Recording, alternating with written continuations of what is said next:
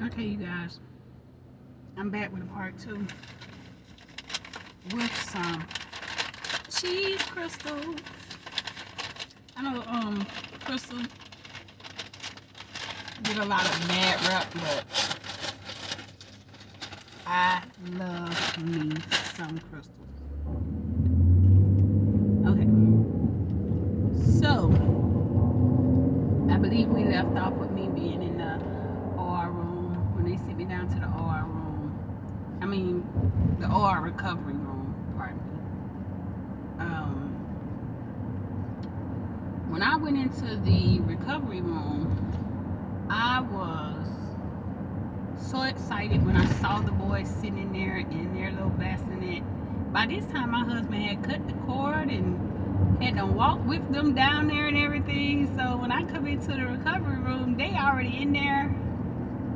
And y'all, when I tell y'all, seeing them, seeing him, and he's on the phone with the other kids, and there you can hear them excited on the phone. And it took everything away at that moment. It took all the hurt away. It took the pain. It took the fact that I was so disrespected. It took all of that away in that moment. And my angel, she was in there, and she just kept saying, "Are you okay? Are you okay?" For those of you who haven't seen the part one, I'm saying my angel because she was just somebody who I don't know what her title was,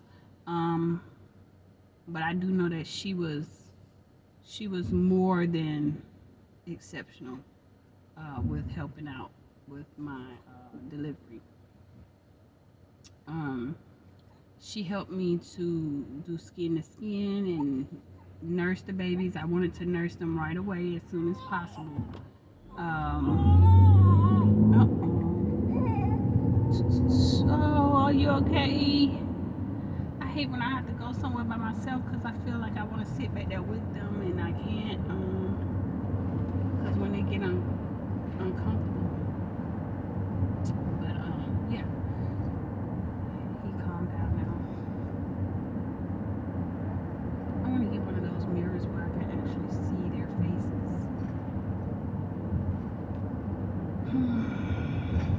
Okay, so now in that moment,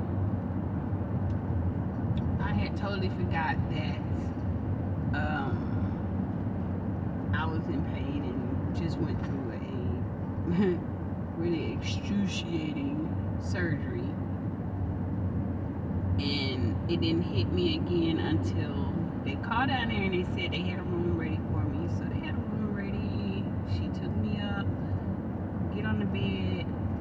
I remember the nurse from that floor coming over immediately and started massaging on my tummy, which that's what they do. They normally do. But I've never had a C-section before, so I never had nobody come in immediately after birth and just started pressing down on my abdomen right after I was just cut, like right after. So I didn't realize it was gonna be that painful, but it was. I wish they would have gave me something to at least take that edge off. Just listen to me when I'm saying I'm hurting and just at least try to be understanding and give me something. But no, they didn't. And she just went over, she was massaging on my belly. She was pressing down really hard. And I remember her looking down, looking up at somebody else, and she mumbled something. And she said, "That's too much. That's too much." And she said it again. And I remember telling my husband, I said, "It's hot in here. Oh my God, can I get some water?" I remember saying, "Can I get some water? And it's hot in here. Oh, I'm tired. It's hot." And I remember being frantic about how hot I was. I was like, "It's hot. Ugh, can I get some cold water? Can I get some water? It's hot. I'm hot." And that's all I remember. Unfortunately, I lost way too much blood. unfortunately,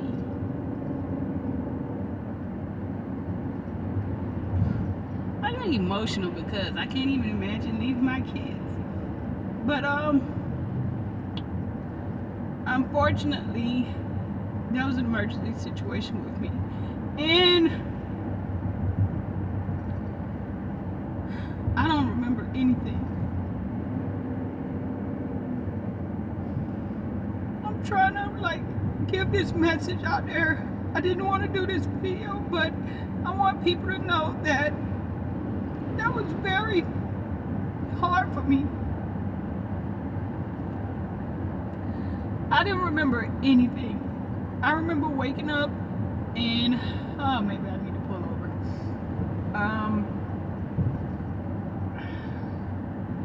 Yeah. Put it together, t-shirt.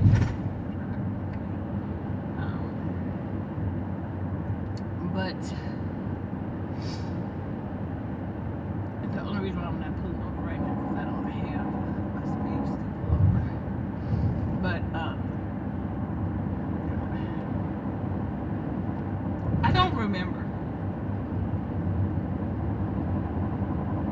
blacking out.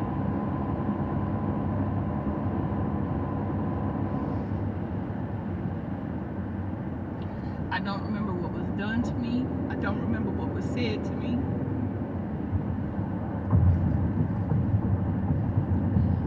And right now, every time I think about that situation, all I can think about is leaving my babies. All of them.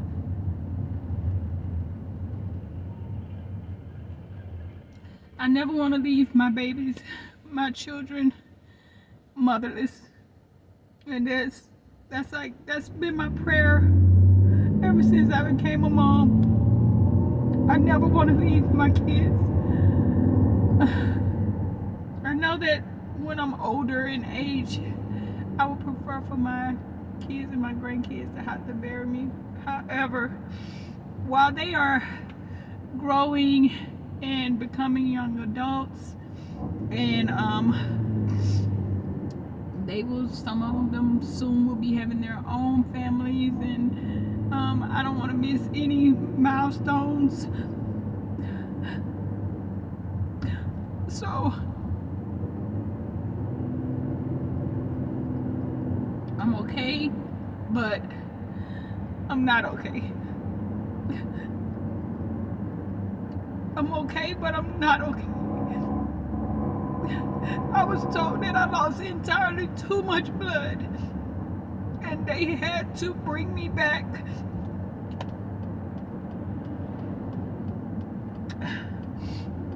And when you know that that's the case, it makes you think of everything. I mean everything. It makes you think like, oh my God, like,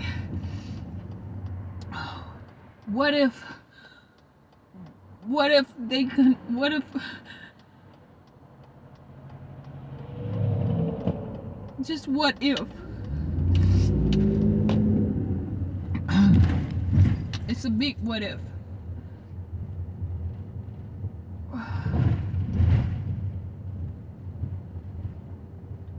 I lost too much blood, and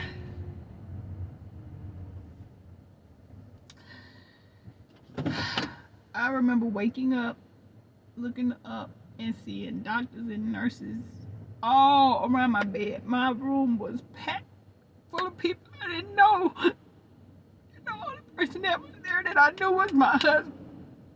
And he was holding my hand and rubbing my hand so hard. He was just rubbing my hand, and I could feel the tension, like it was hard. He was rubbing my hand like something went wrong, so I knew something was wrong. You know, they were looking at me like they were shocked that I opened my eyes. The look on their faces was like they were in shock.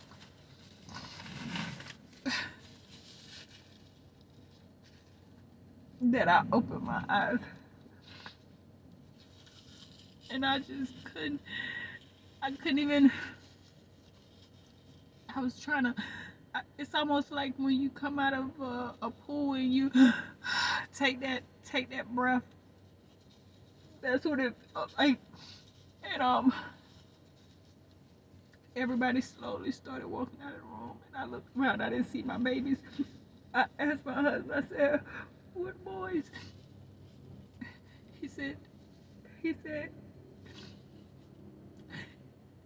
they came and took the boys out because you got sick. It's like he didn't even want to tell me either what happened. A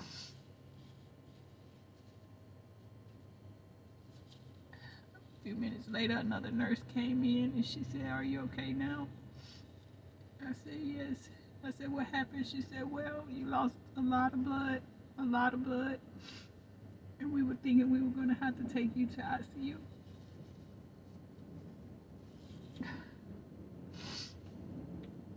And I just froze when she said that. I just froze. And then I looked to the side and the counter, what they had by me with the sink and everything, I saw they had tools in there. Like they were prepared to, like, they were prepared to do the, what you call it, when they put it down your throat. They had all of that in there. It's like they had stuff thrown around, like it looked like somebody was digging in the cabinets or something, like trying to find what they needed or something. And I said, "Can somebody tell me exactly what happened? Like, I don't remember nothing." She said, "You don't remember anything?" I said, "No, I don't remember nothing. I just remember being hot and asking for water." She said, "Well, your husband came out into the hall and called me and said, 'Nurse, please, please.'" It's my wife. And she said I was unresponsive. So, they had to call a code and everybody had to come into the room. And,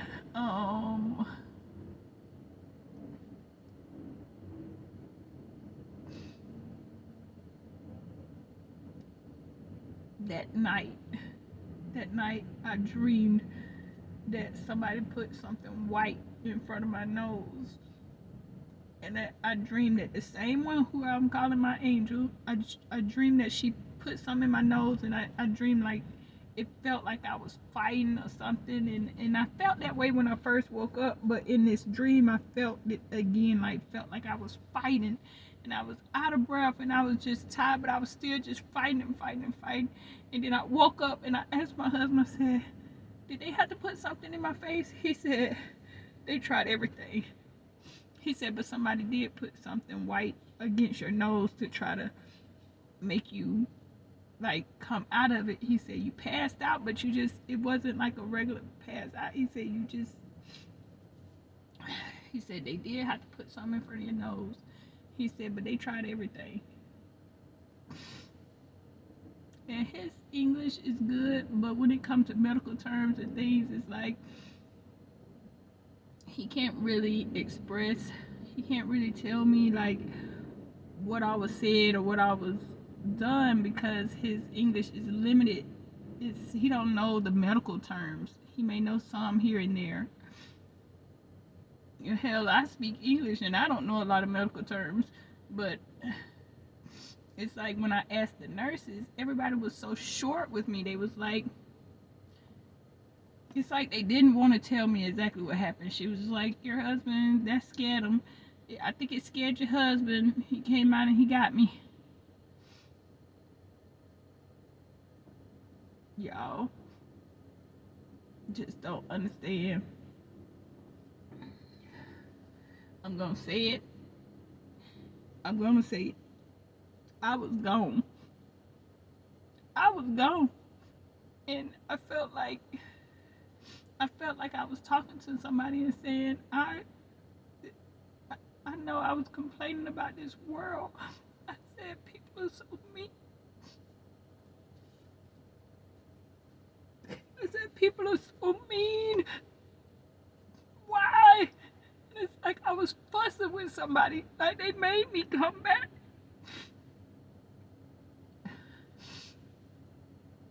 said, people are so mean. I don't like it here. And I never realized how bad I was feeling that until that moment.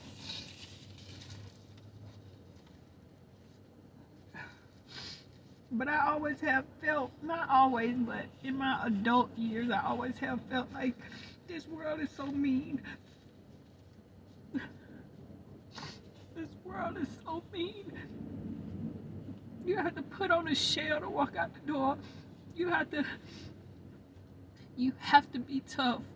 You have to learn how to navigate through this mean and unfriendly world.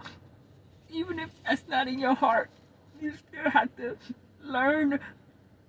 You have to learn how to live amongst demons.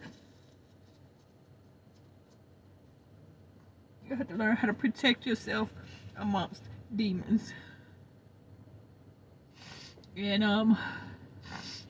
I remember that, but I felt like it was kind of a dream, but then again it wasn't a dream.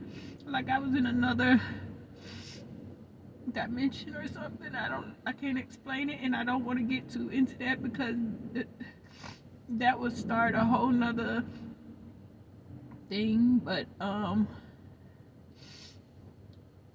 just really wanted, the only reason why I want to share this story is because I know that it's not just black women. This world is just mean. So you're gonna have people in different fields that study different things, but it's really not in their heart. So when anybody, I don't care if it's a male or female, white, black, brown, I don't care. If somebody is in pain and you're in a position to help them,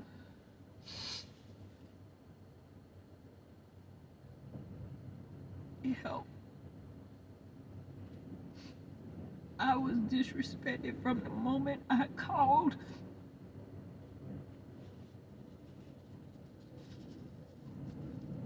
And my children almost had to bury their mama because of somebody's negligence. Because I was not being heard. I remember pulling my mask off and saying, I'm hot. Something ain't right. Can I get some water or something? And in my head, I feel like that should have been a moment where they should have started at least checking my vitals or something. Now that I look back on it, I feel like if you just saw the amount of blood I lost, and if you know that I was going through all of that, if you know that I just came to your floor and they gave you a little quick brief of what I was there for, what just happened, I feel like as soon as I started saying that I was hot and I wasn't feeling good, somebody should have checked on me. My husband shouldn't have had to run out to the hallway to get nobody. I feel like they should have been right there to check on me anyway. Because when they were in the room, I said I was hot. I need water. I mean, right, I'm hot. I'm hot from the inside out. And I thought having some cold water would help. But once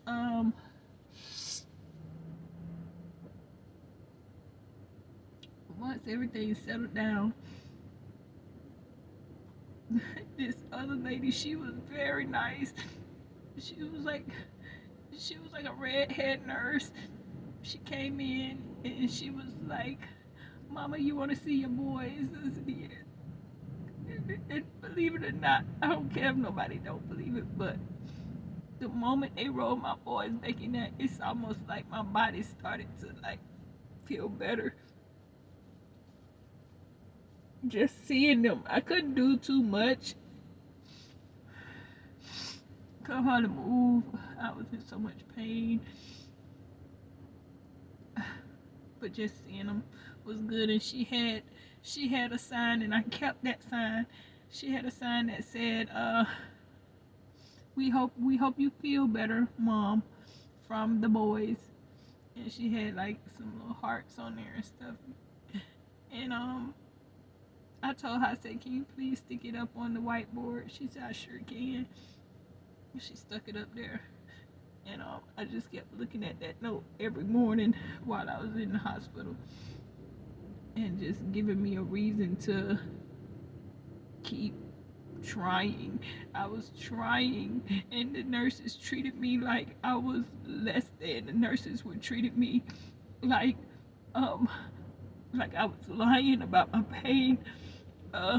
They treated me like it's just another day, whatever. I almost lost my life, and they would have just counted me as another number, but my children would have lost their mama. I'm not an animal. I'm not. Even animals don't deserve. A dog don't deserve to be treated like that. If you're in a position to help a dog, you help a dog.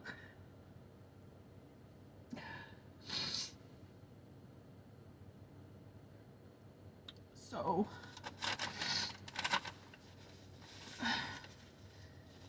I need to stop the video now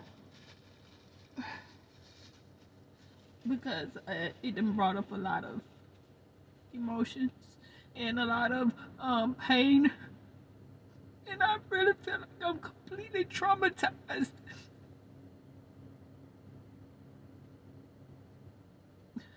I feel like I'm completely traumatized. I feel like I was coerced, whatever the word is.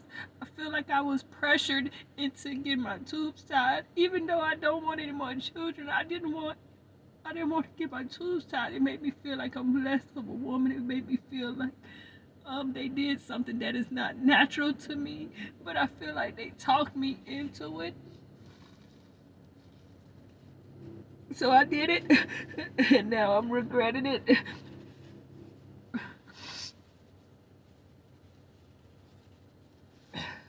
Y'all, please forgive me for crying like a big baby, but I said that I wanted to be as honest as possible. So, there you have it. My kids don't know how bad it hurt me, how bad it affected me, but they do know that I had some difficulties after my delivery because I had to stay in the hospital a little longer. My my daughter and my son, my two middle kids, they know that it involved the loss of blood.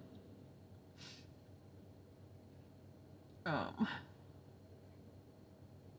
but yeah, that's all I want to say.